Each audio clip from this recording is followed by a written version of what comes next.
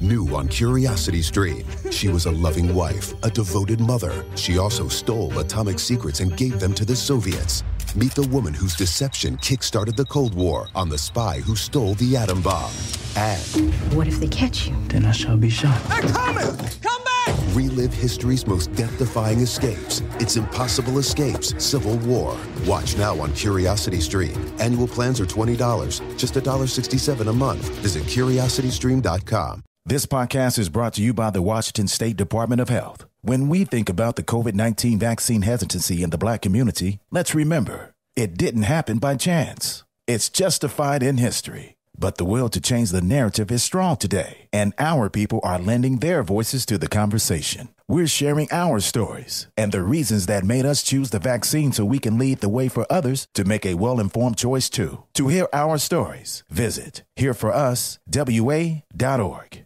What's up? It's your boy, The Ted Smith. Thanks for listening to the Men's Room Daily Podcast. Want more? Check out the greatest podcast in all the land, The Podcast. Be sure to subscribe and listen to a brand new episode every Tuesday night. The Men's Room returns with Miles and Thrill. 99.9 KISW. Even though his playing career ended almost 20 years ago, Michael Jordan still looms large in basketball history. Everyone, it seems, wants a piece of the living legend.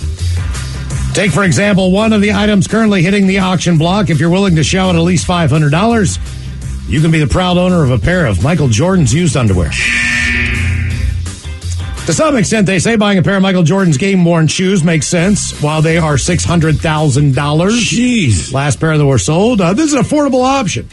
$500, that is the opening bid when they do the auction, which will happen, that's actually going down today, as a matter of fact. Is that a pair of underwear he wore during a game? It was from his buddy, and he had I guess they are compression underwear shorts that were worn by Michael Jordan. It does not say if they were game worn.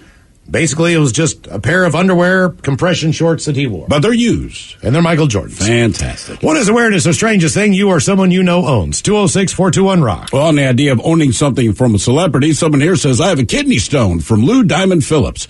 How much do you think it cost? Kidney stone, and now keep in mind. They're small, right? They're small. It's Lou Diamond Phillips. What, B-level actor, I guess, maybe? $100. $150. Okay. Someone else here says, the weirdest thing I own, or maybe I should blame my husband, but somewhere in the house is a collection of belly button lint, and he'll get angry if I throw it away. Yet I still look for it because I will throw it away, and I don't care how angry he gets, but I cannot find it. He says someday he'll sell it on eBay in a huge ball, but it's freaking disgusting. Oh, God, I bet that smells so bad. That has got to be absolutely. Sometimes I wish I could stop producing it. I think everybody does. Most people, if you said, hey, this product, you'll never produce belly button lint again. Like, I'm in. Yeah. There's someone here, Miles, you'll appreciate this more than any of us would. All the bitches. My uncle had a hemorrhoid about 25 years ago that he tied a rubber band around until it fell off. He still has it in a jar for some reason to this day. Oh, my God. His hemorrhoid. Oh, my God. Yeah, that's, that is some next level stuff right there. That just sounds so painful. No, that's old, hey, man, beats insurance. Hello, Troy. Welcome to the Men's Room. Man, you guys have got some stories. Hola. Bitches. Hola. Hey, yeah, I ain't got no hemorrhoid stories, but, Good. I used to, collect a bunch of posters and, rock posters. And I had this one for about 30 years, and it was the coolest thing ever. It was Mickey, Donald, and Goofy sitting around the table at a hookah, and it said they ain't going to work on Disney's farm no more. Okay. So, what was the show? So, that was the coolest thing that I ever owned. Do you remember the band that put out the poster? No, yeah, I think it was High Times. Okay. That makes a lot more sense. I think it was back in the 60s or whatever. My cousin gave it to me when I was like 18, and I'm 51 now, and I just got rid of it, and I wish I wouldn't have.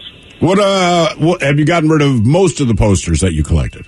I did. I mean, I kind of grow out of them and gave them to some friends and,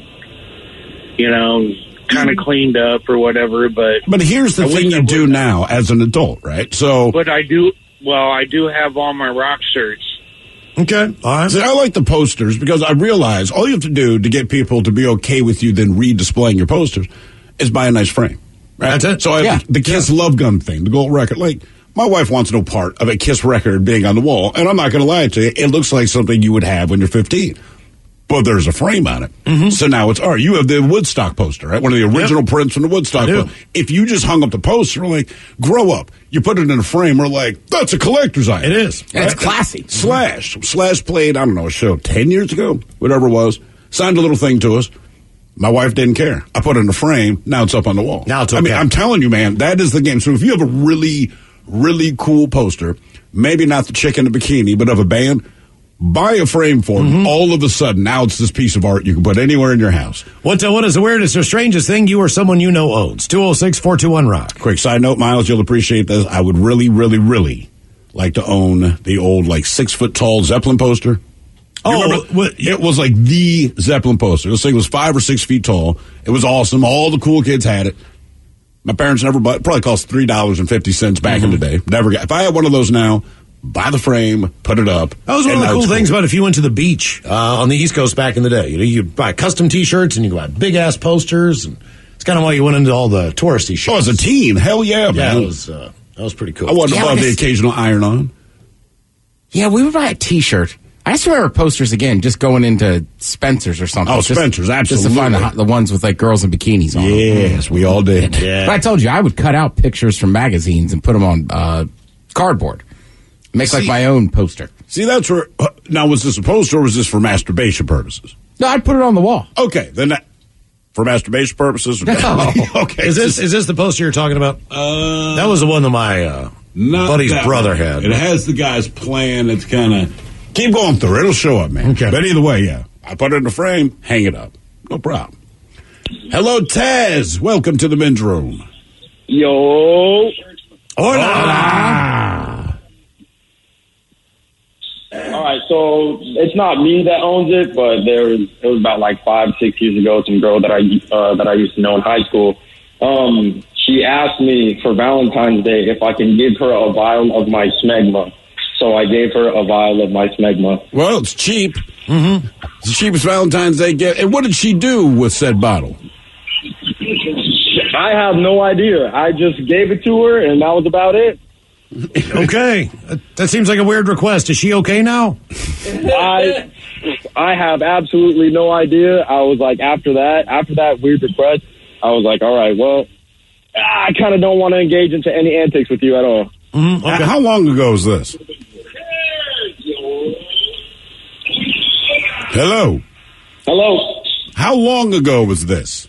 This was about 5 or 6 years ago. Okay. All right. What, do you think she still has it? This guy. Oh, yeah. I grew up with You Chris. think so?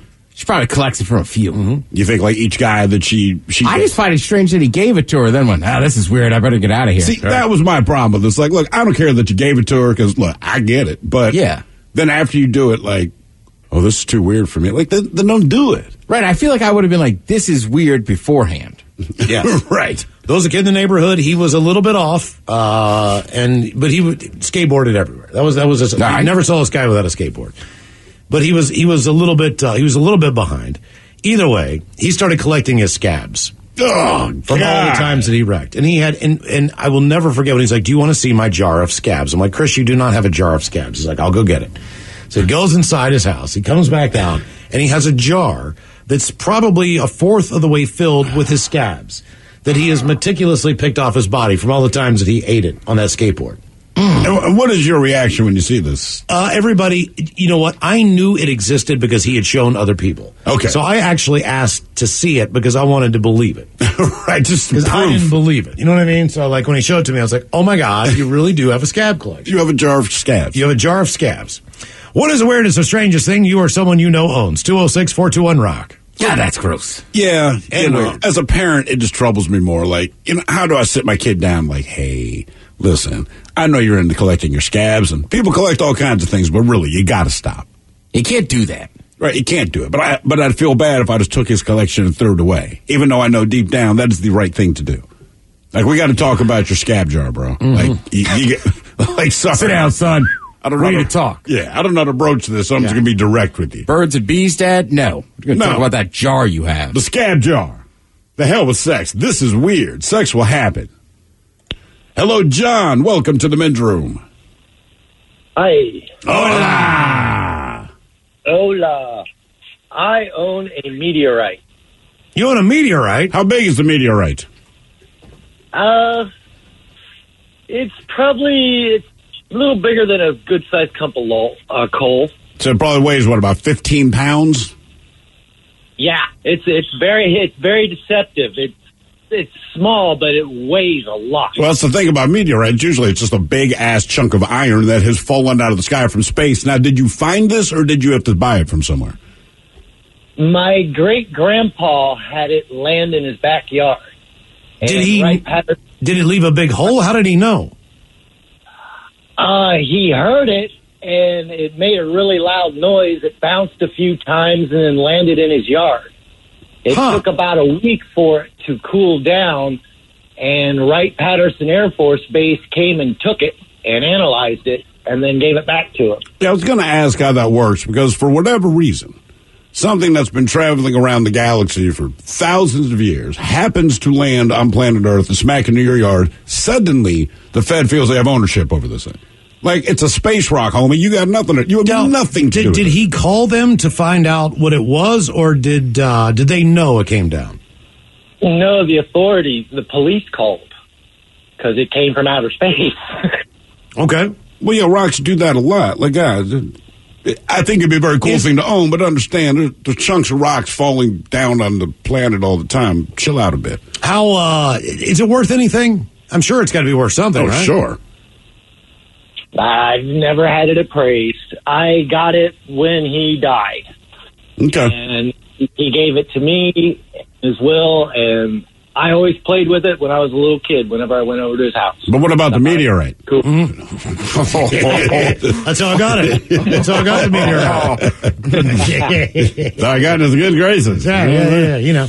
Dude, my mom, she had an old boss. He had part of the Berlin Wall. I always thought that was cool. My uncle did too. He was actually in Germany. He was stationed. He worked for the Pentagon at the time, and the wall was coming down when he was there. And he grabbed the kids, went down, and said, "Hey, man, see history." The kids didn't care. I know no one here cares, but I had a jar of Mount St. Helens ash.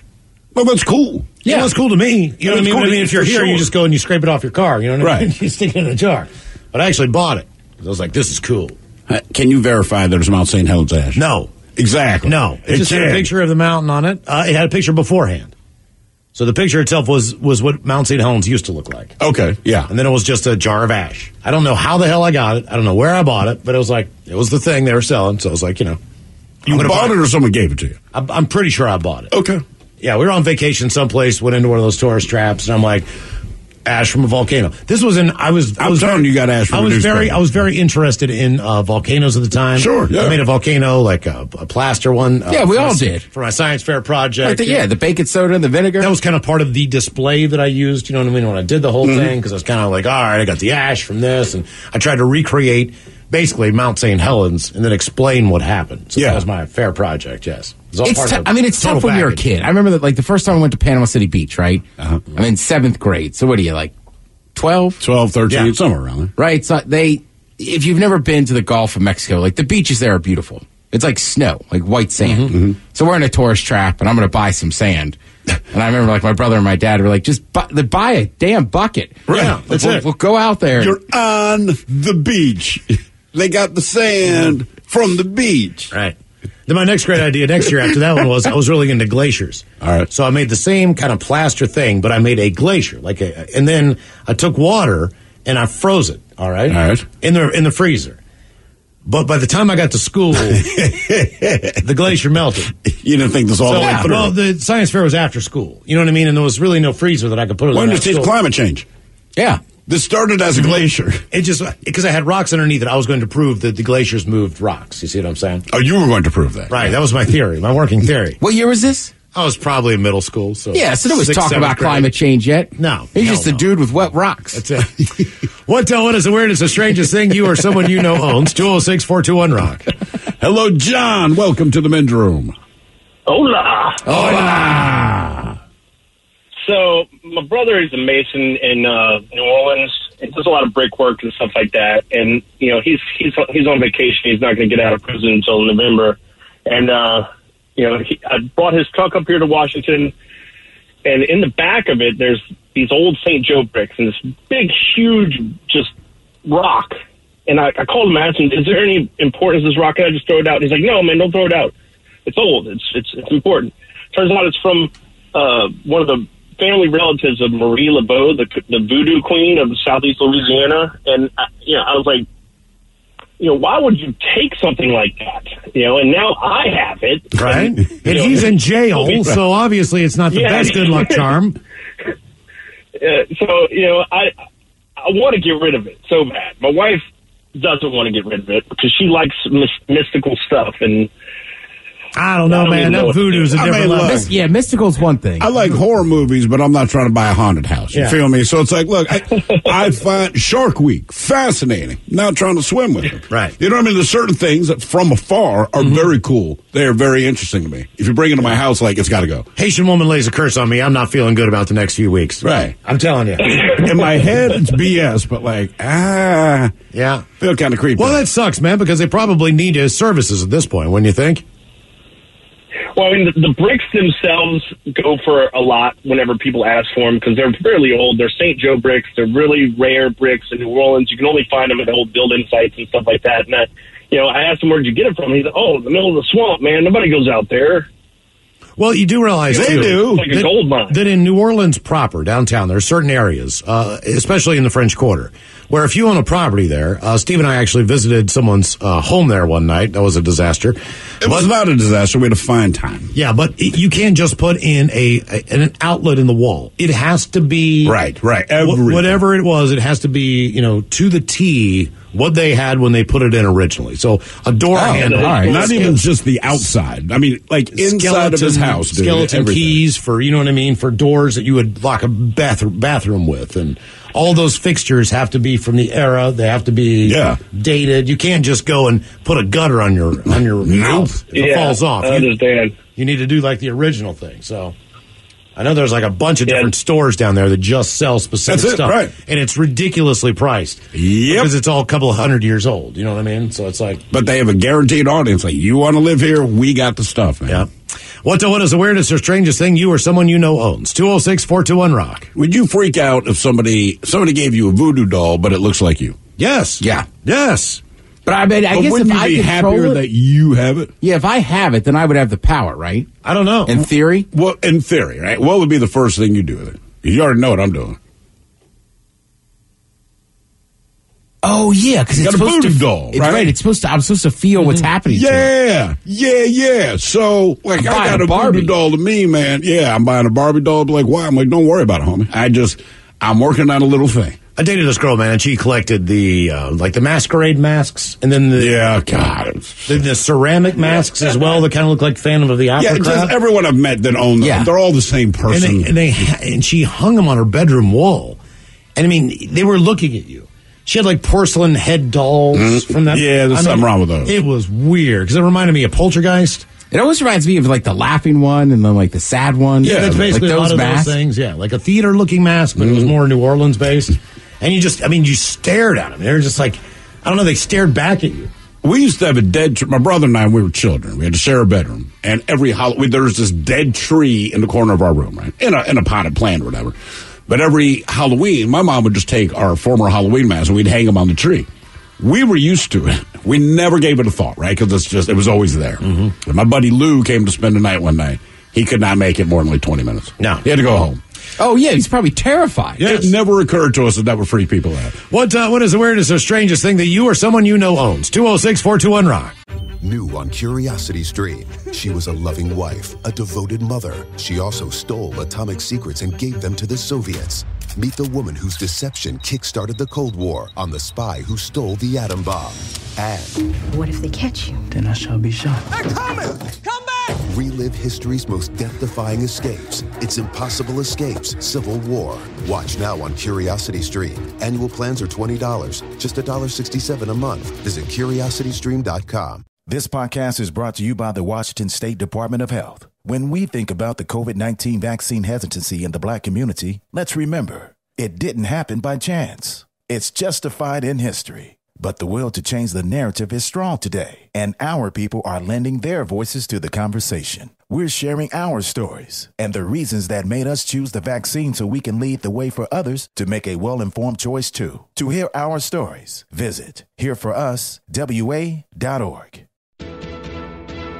$20 million, $19 million, $6 million.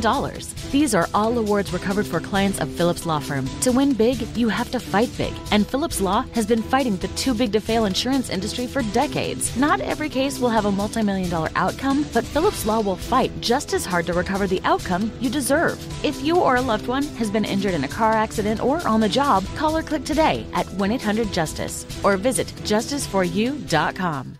Cleaning up poop is one of the worst chores we face as parents. A leaky diaper can ruin your day, whether you now need to clean the whole crib or you've ruined yet another favorite shirt. At Hello Bello, we know your pain, which is why our affordable diapers help prevent leaks day and night. They're sleek and thin and come in several adorable designs. To save yourself from future blowouts, visit HelloBello.com and use code HELLO30 for 30% off your first bundle of diapers. That's HelloBello.com, code HELLO30 for 30% off. KISW, the men's room is in progress.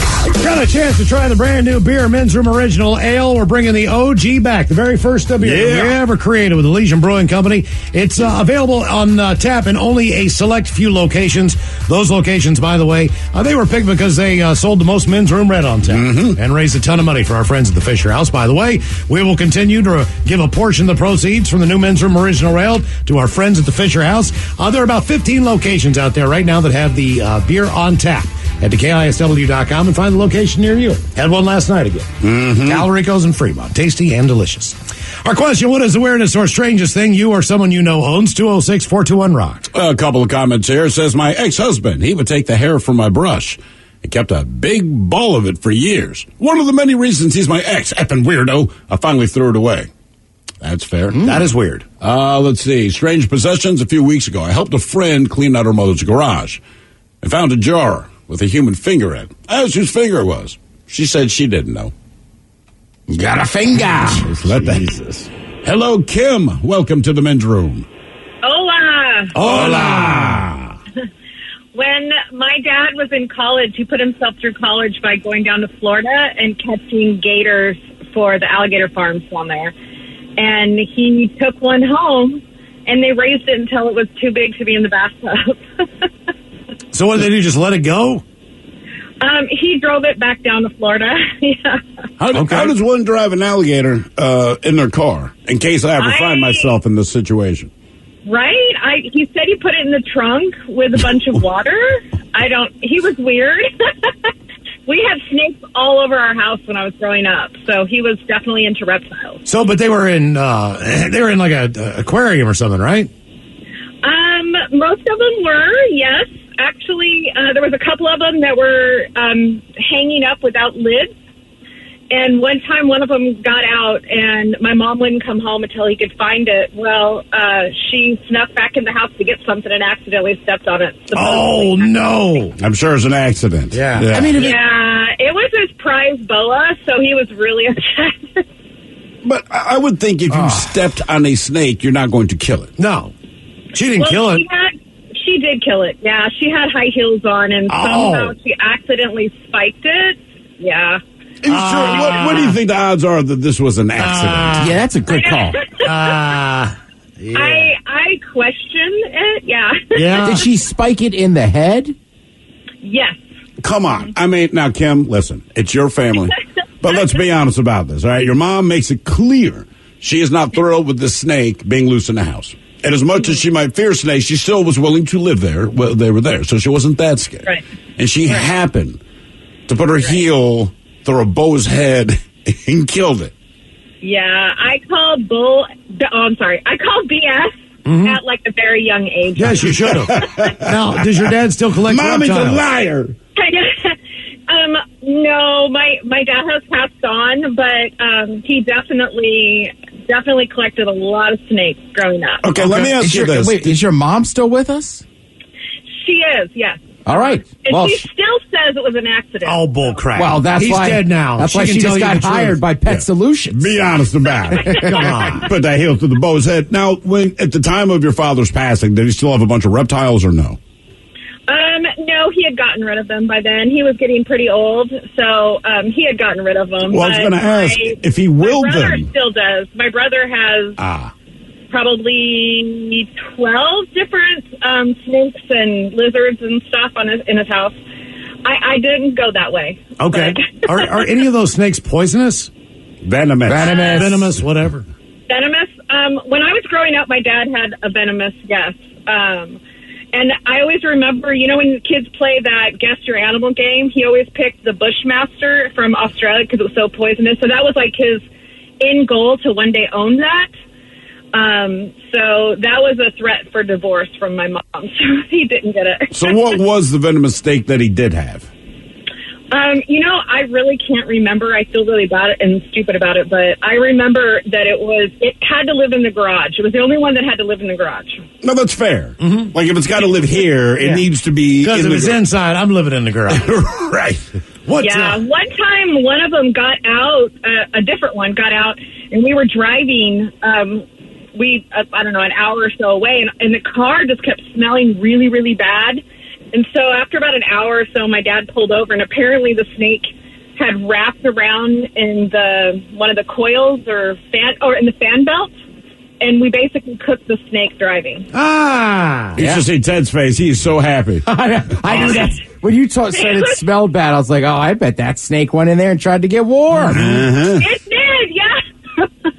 Okay. It was so gross, so we could not get rid of the smell in the car. We finally had to get rid of the car. Where did you grow up? Oh, did you tell people, like, hey, this used car is cheap because we cooked a snake in here? Yeah, I have no idea. Where did you grow up? Like Ohio or something? My dad was from Ohio. Yeah. I knew it. That is unbelievable. I knew it. Yeah, I knew it. Because you can. He would go down and get gators, and he was also a pool shark. That's how he put himself through college. He was a chemist, and so. Yeah, he made a living doing some weird, made money doing weird things. Okay. And I bet you he would have hit it big with meth in Ohio. Right, exactly. I'm a chemist. I'm a chemist. I didn't want to say it, but he's got wild animals. He's a chemist. I mean, right. Mm-hmm. Her mother's willing to kill a snake with a spike through the head. It's an accident. What is the weirdest or strangest thing you or someone you know owns? 206-421-ROCK. I like that mom, though. Oh, yeah, she wasn't playing around. You know goddamn well that was, I'm killing this goddamn snake. Smells like Ohio. Yeah. Okay. This is definitely Ohio. Smells like Ohio. It does. Hello, Brian. Welcome to the men's room. Hola. Hola. So about a year ago, I actually ended up spending $80 on a 10 by 12 pet portrait from Crown and Paw of my dog. His head is superimposed on like a president of the United States body. Okay. You know what? I'm not above that. I think that's money well spent, man. Absolutely, yeah. It's actually helped me every time that I'm online looking at stuff to buy. I look up, and if it looks like he's kind of shaming me, I usually don't buy whatever I'm thinking about buying. Now, is your presidential dog still alive? Yeah, he's getting ready to go, though. He's like 9 now, little chocolate Pomeranian, so he's got a degenerative trachea.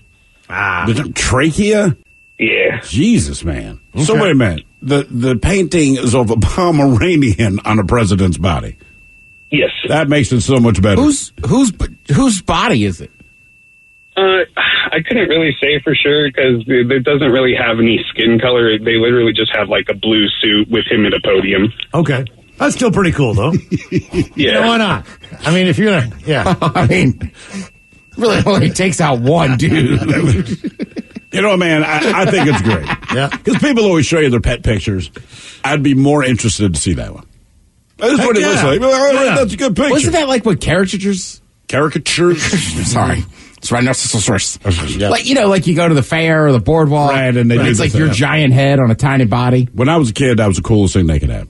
Yeah. And then I realized the strategy. My kids got excited about it. We're in Mexico. Guys, you want me to draw the picture. And at first, I'm like, no. And they're kind of excited. Then I'm like, I'm about to buy us 20 minutes of peace and quiet because they got to sit there and not say any goddamn thing. So they're sitting at a dinner table with us. This guy is sitting kind of across from them drawing the picture, but now they're back to us. Man, we're taking down shots. We're eating food off of their plate. I'm like, hey, man, we got to hell yeah, draw their picture. Stealing chicken nuggets. I'm stealing French fries. I really was. You and the wife were like getting champagne with your arms wrapped together. Dude, yeah. Sipping it like 20 minutes of peace. That's how you play the game. Better than a mariachi band. Oh, God. Dude, hey, if you go to Mexico, all right, people are going to tell you a lot of do's and don'ts. Be careful here. Use goddamn common sense with that. Here's something that's really important. If you see a mariachi band and you are seated, do not make eye contact. You can't do it, man. No. Because apparently eye contact to a mariachi band is you begging them to play 3 songs while you try to eat and have a conversation. If you have someone in the group that can cry on command, just see if they can cry. Because if they're crying, they won't come over. You don't think so? Yeah, because it looks like you're having a horrible conversation. Yeah, but I think the mariachi guys, man, look, the vibe they give off, right? It's like 3 homies rolling together, and they have this belief that on some level they are emotional superheroes. I feel like if you break into tears, they're like, oh, you need to hear our songs of love. And then they just don't go away. And they are loud. Okay. Man, they don't. Do you remember, I don't know where they got the mariachi band, but how should I phrase this? We had an event that involved a lot of Mexican-style food, I'll say. Right. Okay. So there was a mariachi band there. So I'd shown up a little later to the event. Like, none of it, it's just one of those things. Like, everybody's there, but everybody's drinking, having a good time. None of us are, officially working. And somebody comes out and they're like, dude, I was in the bathroom. The mariachi guys are doing coke. Oh, yeah. Sweet. And I mean, they're back out there jamming. Yeah. I was like, it looks like they're having fun. Oh, they're high energy, brother. Make no mistake. That Mexican hat dance is sounding great. What is the weirdest or strangest thing you or someone you know owns? 206-421-RON. They didn't stop at one food vendor. Right, nothing. They just sweat and play. Hello, Micah. Welcome to the men's room. Happy Chanukah. Hola. Happy Chanukah. Yes, I've been waiting to say that. Yeah. So my story made Mike go, geez. So I don't know if you guys have mothers that collect things, but, my wife of 15 years, by the time when we were dating, she was like, let me see the baby pictures. And they come across in the baby book, the belly button and the foreskin. Oh, sweet. She kept those? Oh, yeah. Did you ask your mom why she chose to keep these things? Oh, yes. And she said, why not?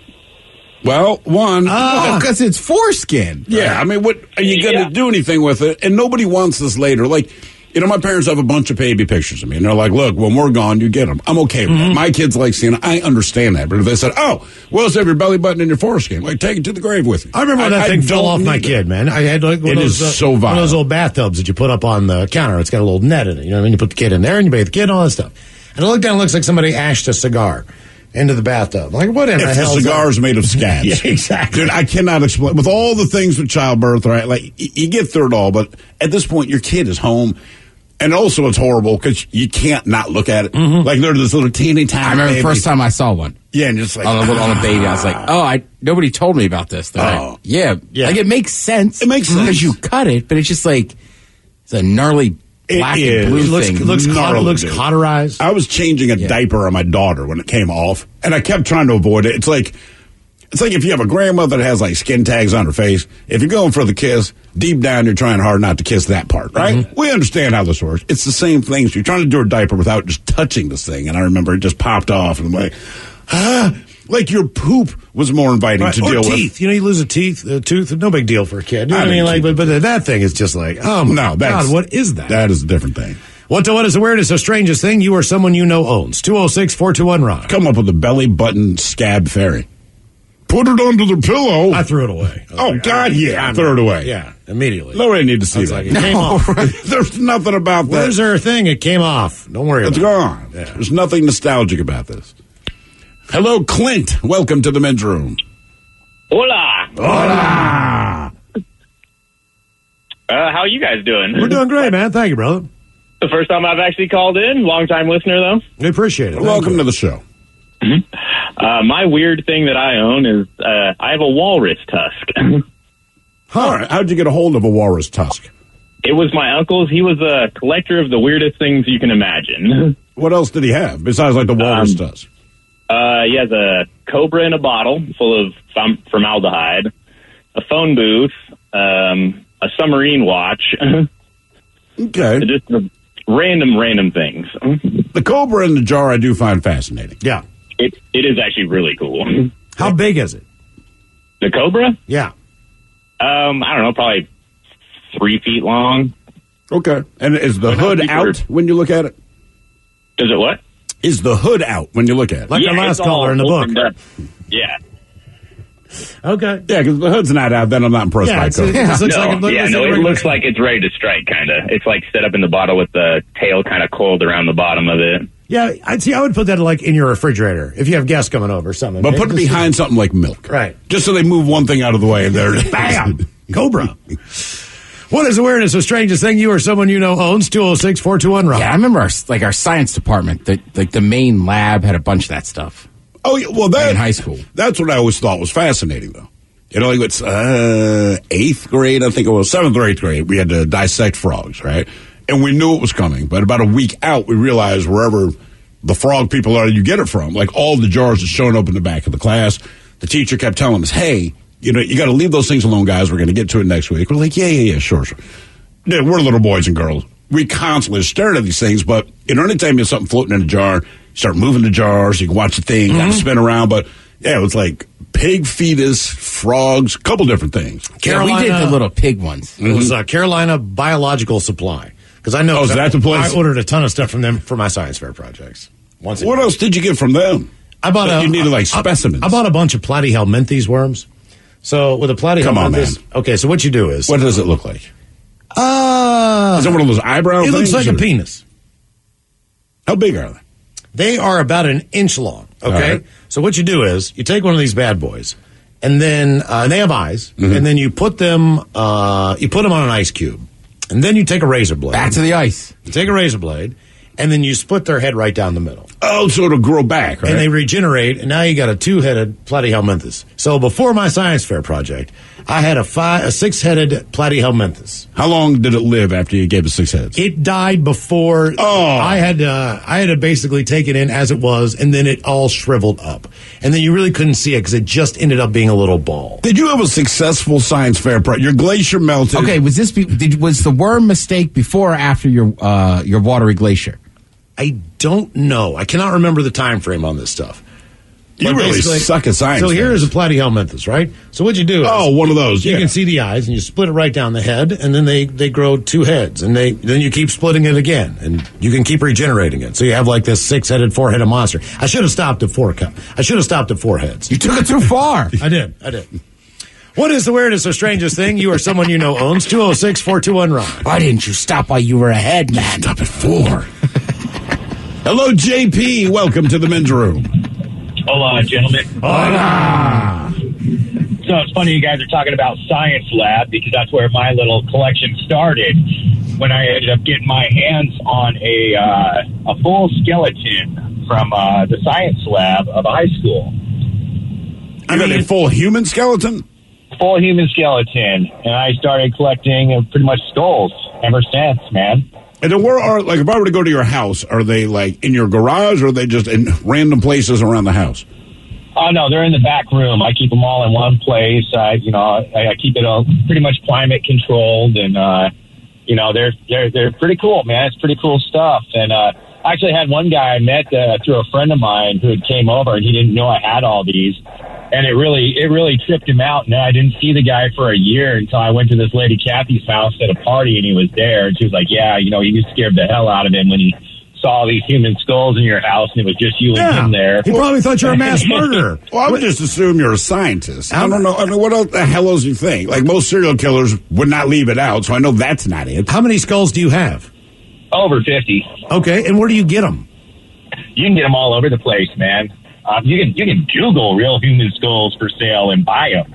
You know, you can, and on average, you can spend about $100 to $200 to get yourself a skull. And they're real human skulls. Do you ever know, like, not that you need, certificate of authenticity, but and by the way, I know when I get a fake one because I bought a couple of them that were resin. And you can see, if you felt a real human skull, and then you grab one of these fake resin ones, you can instantly tell if you've ever seen a real one. And I had one guy tell me when it was like $40, that's too good to be true. And then he sent it.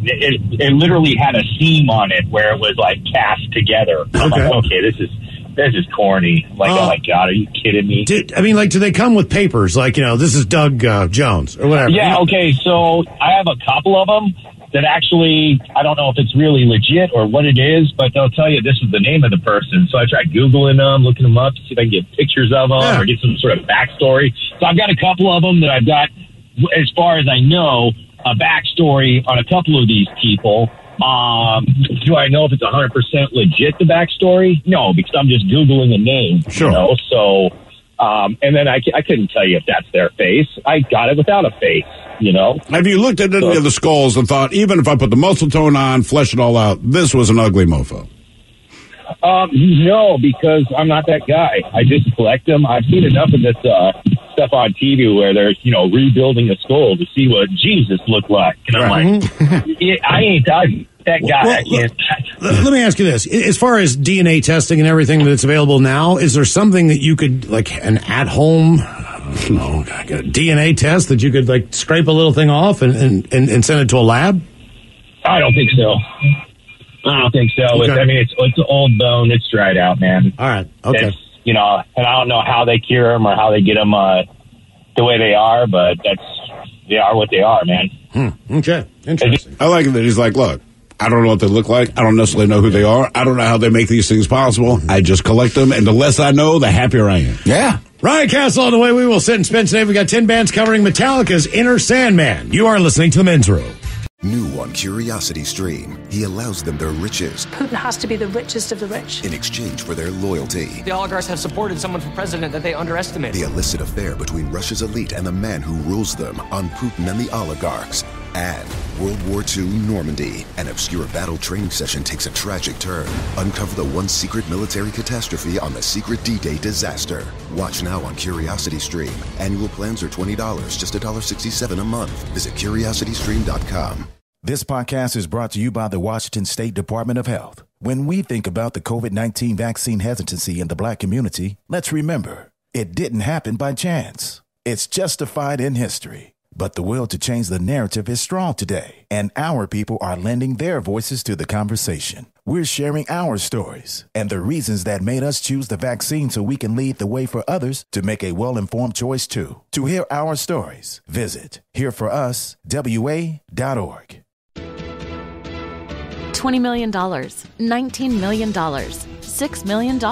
These are all awards recovered for clients of Phillips Law Firm. To win big, you have to fight big. And Phillips Law has been fighting the too-big-to-fail insurance industry for decades. Not every case will have a multi-million-dollar outcome, but Phillips Law will fight just as hard to recover the outcome you deserve. If you or a loved one has been injured in a car accident or on the job, call or click today at 1-800-JUSTICE or visit justiceforyou.com.